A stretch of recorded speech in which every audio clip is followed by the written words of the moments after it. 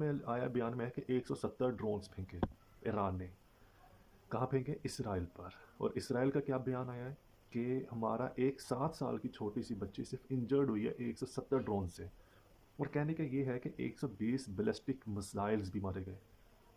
अब बात ये है समझने वाली, पूरी दुनिया के मुस्लिम उम्मा को, पूरी की पूरी जितनी भी मुसलमान उम्मत है, उसको एक पागल बनाया हुआ है कि भाई मिसाइल्स फेंकने से जो हालत होती है, वो होती है हालत फ़लस्तीन जैसी, वो होती है हालत गाज़ा जैसी, वो होती है हालत गज़ फ़लस्तीन के शहर रफ़ा जैसी। पूरी की पूरी इमारतें तबाह, 15-20 हज़ार बच्चे मर गए, शहीद हो गए, 15-20-30 हज़ार औरतें, बुजुर्ग, बच्चे, सब शामिल करके सारे शहीद हो गए।